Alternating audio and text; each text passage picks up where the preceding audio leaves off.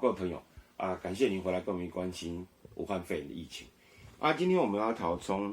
论一个问题了哈，就是说我们知道，其实我在台湾戴口罩呢，大部分都不会有人觉得很奇怪，就算没有疫情，也不会有人觉得奇怪。那么在欧洲啦、美国，我们就经过这次疫情，就稍微了解说，他们为什么会歧视这个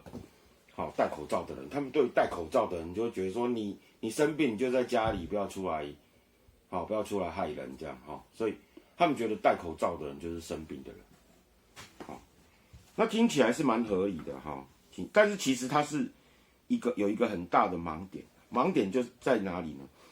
盲点就存在你的定义，生病的人。什么叫生病的人？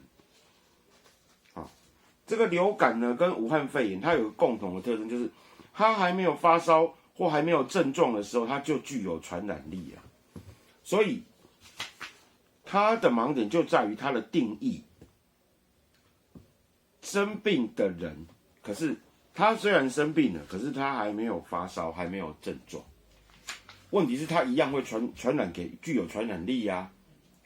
所以呢，这次欧美的疫情，他们不戴口罩的原因，还有他们为什么会疫情这么严重的一个重要关键在于自觉健康的人。他们不戴口罩，因为他们自己觉得我是健康的人。实际上呢，他已经他只是因为这个武汉肺炎轻症的也很多，他传染力也一样强，所以自己觉得健康的人呢，他就不戴口罩。实际上他已经被感染了，他已经具有传染力了，可是他不戴口罩，他自以为健康，所以而且在尤其是在一开始发病他还没有症状的时候，他活动力非常强。等到你已经呼吸很喘了，你就病恹恹了，你就不会太会去传给其他社区上的人。你可能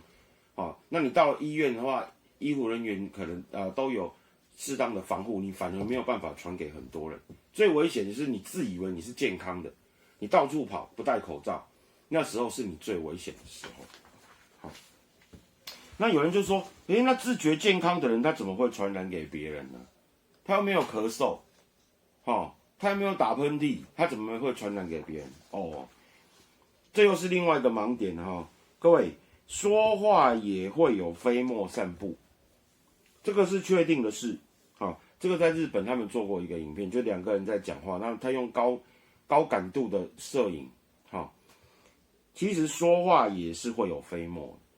另外一个明证，我们自己戴口罩的时候，如果我们没有喝咖啡，没有吃这个颜色很深的东西的话，我们讲话讲完，我们口罩的内侧呢不会有颜色。可是如果你是喝咖啡，或者是你吃的什么麻辣锅什么，你虽然嘴巴有擦但是呢，你讲话讲多了，你的口罩内侧还是会有颜色。那些就是你嘴巴里面飞沫喷出来，只是被口罩挡住而已。所以说话也会有飞沫散布，只是说这个飞沫它的出速度呢比咳嗽要来得低，所以它散布的距离比较近。第二个，它口鼻黏膜的分泌物呢，可能够经由手去污染到环境，造成接触传染。你说我都小声讲话，我也没有讲话我也没有咳嗽，我也没有打喷嚏那我怎么会传染？可能他一手抓着公车的把手然后他摸摸鼻子摸摸脸然后又去摸这些把手，他就把环境污染了，那就造成接触传染了。所以自以为健康的人呢，他没有咳嗽，没有打喷嚏，他还是一样具有传染力的。第三呢，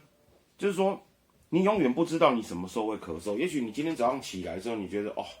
状况好得不得了，可是你出门一段时间以后，你可能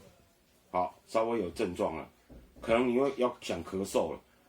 你根本不知道你什么时候会咳嗽你也不知道你什么时候会打喷嚏那你说我有咳嗽礼仪没有错，那你每次都来得及遮吗？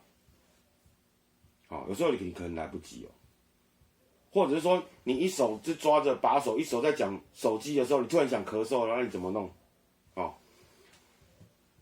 而且这个要咳起来呢，也不一定有办法控制啊。哦，你要这种咳嗽是一个反射，所以回到说，自觉健康的人也会传染给别人，就是这样。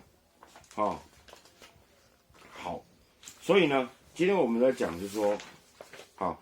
这个生病的人才戴口罩的盲点，就在这边。那么所以呢，我们鼓励呢，